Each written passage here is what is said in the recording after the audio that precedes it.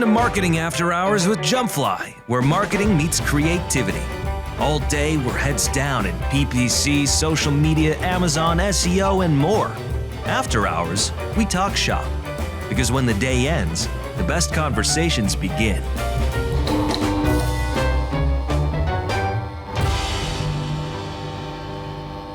Alrighty, welcome back everyone to a special edition of Marketing After Hours with JumpFly. I'm sure everyone's aware, but Amazon announced their big deal event, Prime Day, coming up here in the next couple of weeks. And we're diving in today into everything brands need to know to win big on Prime Day this year. From shifting consumer trends to tactical execution, this episode's your fast track to finding success on Prime Day. So with that, we'll start out with Spend Smart, Win Big, the JumpFly take on Prime Day 2025. I've got Shannon O'Connell, one of the account managers on our marketplace team here. And then I'm Nick Pilcher, the director of the marketplace team. So with that, we can just kind of dive into it, Shannon. Yeah, absolutely. I think it's going to be a really interesting year this year with all of the macro adjustments we've had in the industry, both, from the platforms themselves as well as what's going on globally and economically. So looking at, how the consumer is interpreting all of this messaging is really going to make for an interesting 2025 Prime season, especially because this is a 4-day event this year. Yeah. Amazon's longest event. Normally it was 2 days. And then when it first launched, it was 1 day. So this 4-day event is going to be very interesting. Yeah, it's not Prime Day anymore. No. It's Prime Day. I mean, it's been Prime Days, but now it's almost Prime Week. It's Prime point. Week, Yeah, Prime season. Yeah. It's no longer a day for sure. And it's interesting because it's not just Amazon now. It's becoming everywhere. Like every platform is running some form of deals, whether it's just one-off sellers on the platforms creating deals because they know it's Prime Day, or things like Walmart where they're having their own deal days. So yeah, I just got Walmart's email this morning on the announcement of their deal days. Target's doing the same thing. So pretty much if there's a retailer that has an e-com side of their business, they're following Amazon's suit almost to the letter of, or almost to the exact same day. Yeah. And then you think about things like tariffs and the economic situation, and people are already pretty thin on some margins. So how can you offer, I talked to some clients and they're saying, hey, maybe we can do 10% discount, 5%. And it's like, it's just not cutting it anymore. It's not. It's got to get steeper and steeper with every year. I feel like this time comes around and it's the percentages get higher, the discounts get greater. It's just, how do you continue to keep up? So yeah, I just went through the same thing with my client list too, because we just implemented pricing to account for tariffs and everything. And then now Amazon comes out with, if you want to participate in the Prime Day events, like minimum discounts are 20%, which completely erodes all of the pricing that we just put into place. Yep. And then you add in the fact that Amazon tracks the historic pricing of a product. And if it detects that you raised it too much over a certain period of time, it won't run the deal anyway. So it is a very tricky situation for brands that want to do the Prime Day specific deals.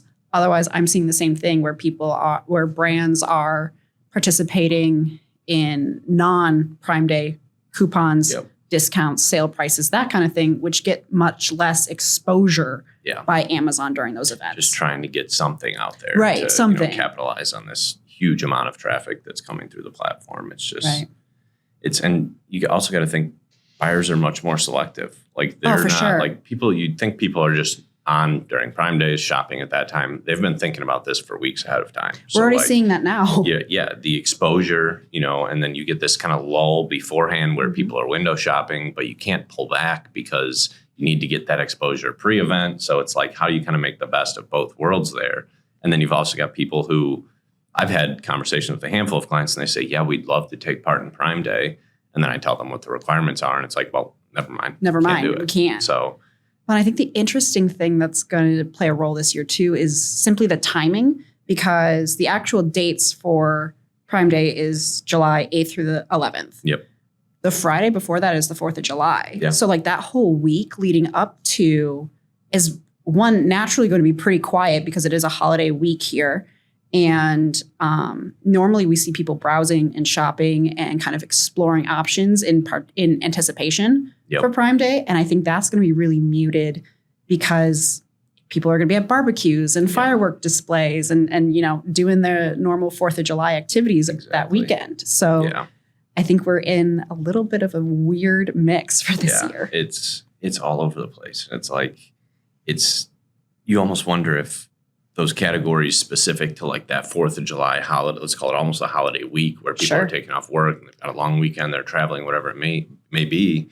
Are those categories going to be, because it's top of mind and people just went through 4th of July and they were sitting out on their patio and realized, oh, I need a new barbecue, or, those sort of things. What's the impact of coupling this event so close to a major holiday in the U.S.? Right. So tons of different impacts to take in. And then the other piece is thinking about, like you mentioned, Prime Day is a season. Like, it's not just a couple days or one day now. It's all of the lead up, preparing yourself, making sure you're doing all that due diligence, that planning, getting ready to execute those deals, then monitoring and observing that customer behavior during the time frame of Prime Days, then taking advantage after effect. So it's not only just the build. We always had the build up and the halo effect afterwards, but now we're just continuing to expand this event. So I'd be curious, do you think it's going to show more success with it being longer, or do you think it's just going to be the same level, just kind of drawn out over a longer time period? Yeah, I mean, I think it's going to be a little bit more diluted, right? Like when Prime Day was first like a thing and it was just one day, it was very, very exciting because you would see this really sharp spike in a seller or a brand's sales for that day. And then it would taper off and trickle down with the halo effect in the following days or to 2 to 3 weeks after, because you got all of that additional exposure, that kind of thing. Whereas now, when these Prime Day events are longer, 2, 3, now 4 days, I think it's more drawn out. It's less of a sharp increase and more of definitely a more drastic increase on that first day in particular is what I've seen. That first day is always the strongest.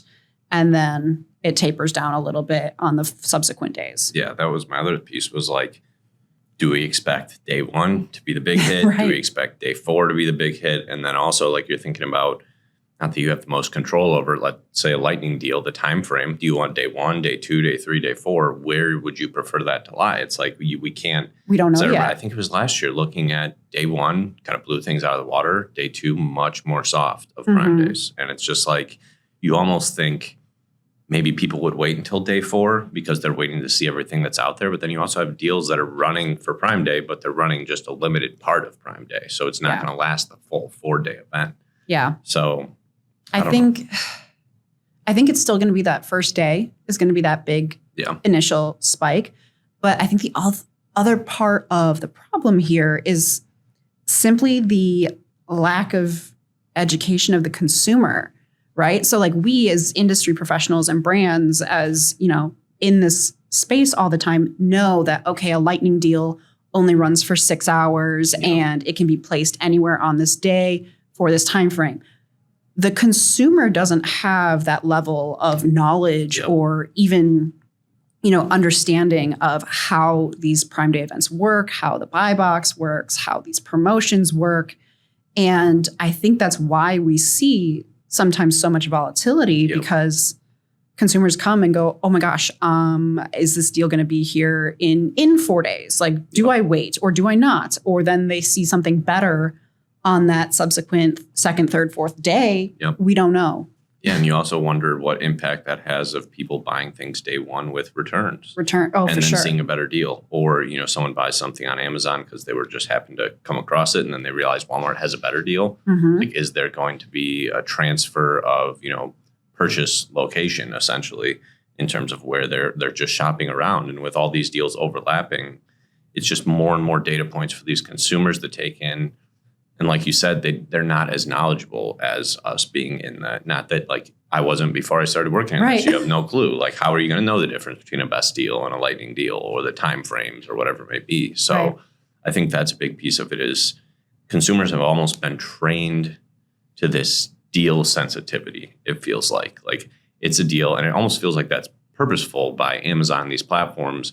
okay, there's a deal. Who knows how long it's going to last? Let me just buy it now. Essentially shortening manufactured that path urgency. to conversion. Yeah, it's like it's interesting. And I mean, even myself, like I'm shopping around now looking at but I don't purchase those. I'm not the one to jump on and say, hey, oh, look at this deal. Let me just buy it. I have a select few things I know I need and I'm looking for those. That's it. I can't get distracted by all the other deals out there. I'll end up spending all my money. But for sure. Well, and like all the other deals out there too, like kind of going back to our previous point, they're not that great sometimes and justifiably so. And I think consumers are getting aware of that, of like, oh, like I don't feel like I got as good of a deal on Prime Day as I did on, previous Prime Days or even Black Friday, Cyber Monday.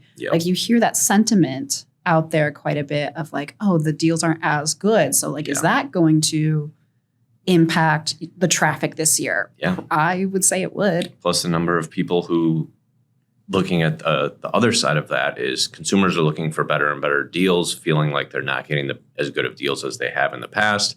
But brands are still trying to offer those deals, but they simply can't, we talked through earlier. Right. So it's like, it's kind of a combination effect of, consumers wanting better deals, brands wanting to offer that, but simply not being able to. So it's like, where does that kind of intertwine in the scope of, deal searching online? But, really, I think one of the other big pieces for us to talk about here is like prep, execution during the event, after the event. Like, yeah, Amazon just announced Prime Day, but how long have we been talking about Prime Day? Like it's been months. We've been thinking about like, when are the dates? Are they going to change up the time frame? Like all of these things have come to mind. We just didn't have an official notice. So like when you think, whether it be 3 months ago, 3 weeks ago, 3 days ago, what are some of the first things that come to your mind when you're talking about like execution pre-event and then during the event, after the event?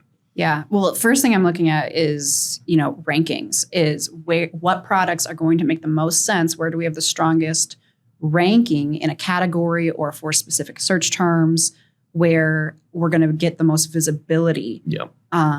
Prioritizing those products early on allows us to really kind of prepare them to be eligible for those Prime Day deals, because ultimately it's an invite program, right? A product has to qualify to be eligible for a lightning deal or a best deal during that Prime event. So looking at which ones have the strongest standing to start and give us the best opportunity to qualify is going to be number one. And then number two is looking at, okay, what does my inventory look like? What does my fulfillment network look like? If I prioritize this product, can I meet inventory demands? Can fulfillment networks like support that added inventory? Do I have, if I'm using FBA, do I have enough FBA inventory space to prioritize that? And after the event. Make sure you don't blow through it all during the event and then all of a sudden you're out of stock and all that momentum you've just built through all of your funding and deals and everything is just gone because you went out of stock. Yeah. And I think it's like 2 to 3 weeks now before FBA processes inventory to make it purchasable. So we're seeing that deadline get longer and longer. So by the time it's back in stock, it's 3 weeks post the event. All of that hard work is now moot for sure.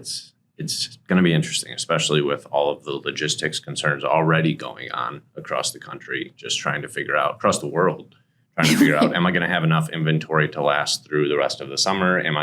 Can I dedicate this inventory to this deal where I know I'm going to have so many more eyeballs? It's like, do I miss out on that potential, 4-day span of increasing my sales, or do I draw out my inventory and make sure I can last through the rest of my season? Oh, for sure. And I think that's an even bigger question for brands that are in like the giftable space, right? So like obviously Prime Day and these kinds of events in peak of summer are great for driving visibility and almost using as a launching board for Q4. But then that brings in the question of, okay, if I use this to kind of set myself up for the beginning of Q4 and holiday shopping season, am I going to have the inventory then when there's even more people shopping and looking for events and deals and things like that? And you talk about that time frame between July and November where people are really worried about getting more inventory into their warehouses, let alone into FBA. So you're looking at like, do I have enough to support? And also, am I able to get more in time for that holiday season? Right. Or into FBA before the rates change too. Yeah. Because that's September, October. I'm drawing a blank on exactly when that happens. But the rate changes at that point too. So if they can like shore up their inventory levels at FBA before that happens, that makes anything they're doing during Q4 more profitable. Yeah, or even use it as an opportunity to clear out that space and make more room for Q4. Oh, for sure. It's also like, I do think Prime Days are different from Q4 in that Q4, it's so heavily gifting. People are shopping for gifts. I'd be thinking that most people are not shopping for themselves during Q4. Obviously people are buying things here and there, but Prime Days, I think it's more people making those purchases that they've been thinking about for a while. They're like, hey, I need this. Let me make the purchase while these deals are going on. So I think you're also looking at a little bit of a different product mix of what's going to perform on Prime Day versus Q4. So taking that into account with your strategic decisions on where am I going to run this deal? Is this better fit for a gifting product, or is it more of an essential need for people who may purchase it during Prime Day? I think that's a big piece as well. So, no, I completely agree. I think consumers during these events are much more self-focused, and then we get to Q4, Black Friday, Cyber Monday, and that shifts a little bit. Yep. I know just from my own personal shopping habits, that's how that works for me too. So exactly, and it's like you shifting back more to like our side as an agency and helping brands. Like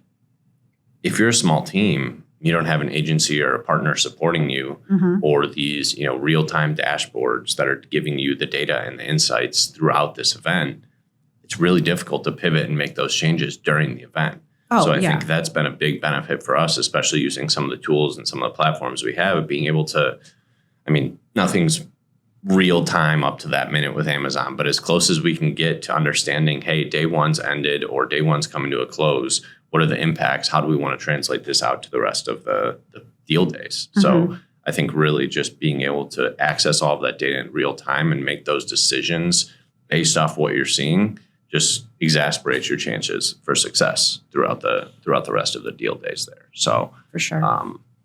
And then I guess in terms of after the fact, I think it's just taking advantage of that halo effect and making sure, I've had a lot of conversations around clients who aren't running deals, and they're saying, hey, let's make sure we're still top of mind, building that brand presence and building up the awareness of our brand on the platform. And hopefully afterwards we can capitalize a little bit because, you do see the people who, that FOMO, I missed out. Let me buy it now before prices shoot back up. And then you've also got the pressures of things like tariffs and the economy right now. So people are going to say, if I can't afford it during the deal days, I'm never going to buy it. So right.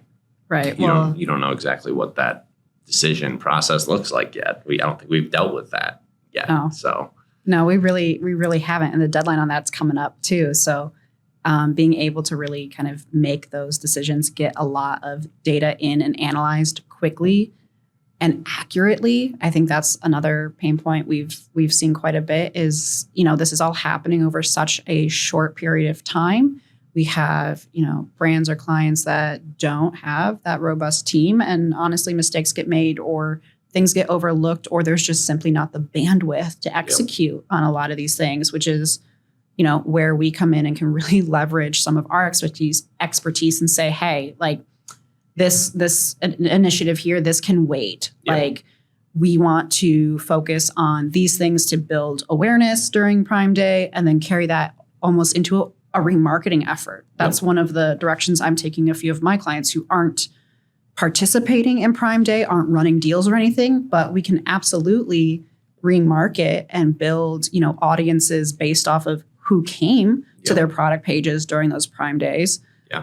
It makes sense to kind of capture that and use it almost as a harvesting tool to build audiences for future campaign use, especially now that Amazon's rolling audiences out into a lot of the PPC campaigns, and it's not just a DSP entity anymore. Yeah, and the more you can digest that data from the event in real time as the event's going on and after the event, the more you can work on building that, that customer loyalty, that lifetime value of these customers that you may be touching during the event, but you're not necessarily converting. So also just building up that core of data that you can use and also translate some of that out to Q4 because you've got to sure. assume there's going to be a significant amount of similarities between customer behavior during Prime Days and during Q4. So I think there's a lot to take in. I'm sure brands, the number of brands that have come to us and said, we did Prime Day last year and we got absolutely burned. And it's like, let's take a strategic approach and try and approach this differently this year. There is success to be had. You just have to make sure you're checking all those boxes. Right. So. And have laser focus, right? Brands that do, 10% off full catalog types, those strategies don't work the way that they used to. Yeah. Think brands need to be very, very specific, very selective on the products that they're choosing to run deals on, what the messaging around those deals could be, and what that post-event strategy looks like. One of my favorite strategies, honestly, that's coming out of the new brand-tailored promotions option is looking at that cart abandonment rate. So that can run for 90 days. Yeah. If you had someone add to cart during your Prime Day, run a brand-tailored promotion. They're going to, see that for the 90 days following, which takes you right up to Q4. Yeah. And you also look at, I'm sure there are a ton of cart abandoners who are pre-Prime Day. Oh, for sure. Yeah. Miss out on Prime Day. And then you've got a huge pool of people you can go after who added things to cart, maybe were traveling or missed out on Prime Day, didn't get to order. And then you've got a whole nother base of people you can go after. Yeah. So I think there's a lot to take in. And it can be extremely overwhelming for clients, for brands, for everyone, even consumers, trying to sort through everything that's going on and the reshaping of this landscape, essentially. Now you've got everyone and anyone offering deals on every single platform. So it's, then you talk about things like utilizing offsite traffic to drive to that, utilizing Google ads or whatever your preferred method may be to drive different sources of traffic. It seems like deal days with Amazon, these Prime Days, are quick to convert. So if you can get the traffic there on top of what's already naturally coming through the platform, I think there's a lot of success to be had. It's just a lot of strategy that needs to be put in behind it. There needs to be, for it to be profitable. Yeah. That's the key thing. Like it can be, a great, data point of, we did so much in sales and in revenue. And then when you step back from the event and go, oh, wait, I spent this much on Amazon PPC. We were driving traffic with Google. We were driving traffic with social. Yep. Looking back at all of the attribution links and you need to have a rock solid strategy in place for that to then be profitable. Yep. I think that's where some brands may miss out at times when, you have someone managing Amazon and the web store and their socials. And so having, someone in your corner that really knows this environment or is laser focused on this environment is going to be incredibly important. Yeah. It's like you almost need to have someone obsessing over your Amazon ads during these time periods. But yeah, I think we covered a lot of great stuff here. Obviously I feel like we could spend an hour, 2 hours sitting here talking about Prime Days past and Prime Days future, what the future holds for Amazon Prime Days, what it could be. But I guess, closing it out here, if you had one piece of advice for brands looking to see success on Prime Day, what do you think you'd tell? I mean, that's a long list. But. It's a long list. But I would say my top 3, right? Pick a really strategic product, something that you either need to move or is ranking really, really well or is positioned perfectly for this season and this kind of event. I would say 2, make sure that you've got all of your content and everything overhauled and ranking appropriately. You've got, awesome creatives, you've got imagery and video and all of those assets, dialed in. Yep. Testing them ahead of time. Oh, absolutely. Testing them ahead. Time, yeah. Testing them ahead of time if you can.